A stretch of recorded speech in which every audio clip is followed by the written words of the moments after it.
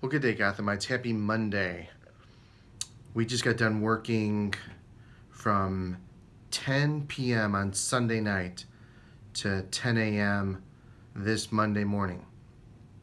Got home around 10:30, relaxed for about an hour or two, and then had to get some sleep, and we're back at work again. But I just want to do a intro to what you're about to see. Is on Friday night, I was home. I'm sorry, it was Saturday night. No! It was Saturday night, and I was home, and it was my one day off during the week. I had worked 11 days straight, including extra 12-hour days, at least 2 or 3 of them. And then I had to work Friday, my night off. So my only day off this week was Saturday. So I'm sleeping on and off, kind of a zombie-like for the day. And I'm relaxing at home, and it was close to 10 o'clock at night, 9:30, 10 o'clock at night, and I receive a call from my mother. She can't get a hold of my father.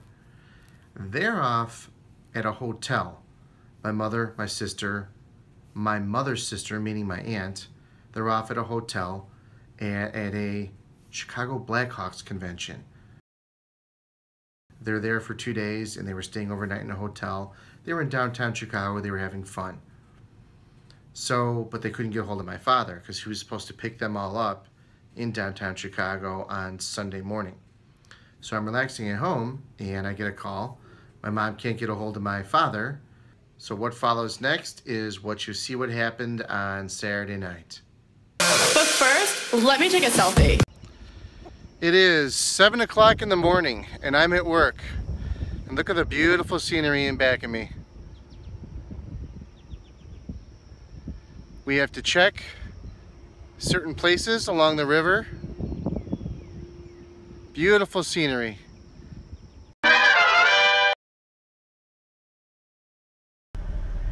Happy Saturday evening, everyone. Today is Saturday night. It's around 10 o'clock at night in Chicagoland, and I got a call from my mother because she's out of town, and there was a power outage, I guess, in the neighborhood last night due to the terrible storms we've had, and she asked me to go check up on my dad. He's an 80-year-old man. He's a bachelor at home for the past 2 days, Friday night and Saturday night, and he won't answer his phone, and they can't get a hold of him. So we're making a trip over to my dad's house to A, see if he's okay, and B, let him know he's got to get that phone reset, answer machine going, because no one can get a hold of him. So let's just hope everything is okay. I hope your Saturday evening is great and fun. Everyone be safe. Okay, here we go. Hello? Hello? Father, are you alive? No. Are you decent? Are you alive? Father, I'm getting video proof that you're alive because your wife, your daughter, and everyone's trying to get a hold of you from Chicago, and no one can get a hold of you. I'm sleeping. I'm sorry. I just got up. I'm sorry. Start watching the game. So Saturday came and went, and Dad was fine. Sunday morning was the last day that I had to let my sister's dogs out. You've seen Kodiak and Goliath before, and check out our Instagram account and our Twitter account, and you'll see some video of letting the dogs out, plus previous YouTube videos. But on Sunday was the last of 3 days of letting Kodiak and Goliath out. So I had let the dogs in. I had just made them a bowl of water. So they're going to town. They're drinking the crap out of this water. One of them steps on the bowl, and the water flies all over the kitchen floor. So I spend time cleaning that up.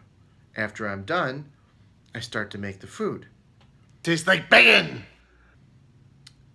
As I'm making the food, As I'm making their food, I smell some crap. I figured they ran through the yard and got some on their feet. So I just got done cleaning a huge puddle of water on the floor. That's fine, it's just water. So now they get done drinking their water, the floor is cleaned up, I'm done making their food. They have 2 bowls of food ready to go. Tastes like bacon! And then I decide, okay, I can't stand this smell. What is this smell? So I go check their feet, and I take some wipies to go wipe their feet off. So I go grab some wipies to wipe their feet, and what happens is one of the dogs pees all over my right foot. Now luckily I had sandals on, and I had no socks, just regular open-toed sandals and shorts on that morning. So the dog gets nervous that I'm like punishing it or something and decides to pee all over my leg and foot. So I yell at the dogs to go into their cage. Didn't scream, didn't hit them, didn't hurt them. Go in your cages. So they go in their cages. Now I'm cleaning up my foot, my leg, my sandals, and the floor for a second time. Now that's done, the floor is clean, my foot's clean, my leg's clean, I give them the food, they eat it, and I'm still smelling some poo. So I go to the living room, they're done eating now. I go to the living room and there it is, a massive, massive pile of poo in the living room. So I figured out what that was, so then I cleaned that. Then I realized before I put him in the cage to leave in the morning that one of them is pissed all over the cage. So I cleaned their cage. So not only did I clean the floor twice, cleaned my leg and foot once, cleaned the living room once, I cleaned their cages as well. That was quite an eventful trip of letting the dogs out. And I was having some fun with my sister. The whole point of this is, I was having some fun with my sister and recorded a video to send to her via text message to let her know what happened to my foot. And here's that video. This is the foot he pissed on. He pissed on this foot and this shoe. Luckily I wasn't wearing pants.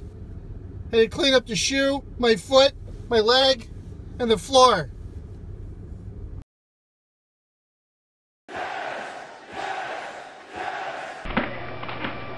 Ooh, Luke!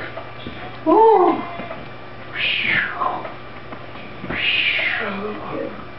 Man, do you feel okay?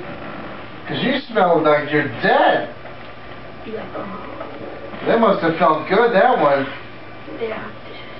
That must have been the holy grail of farts.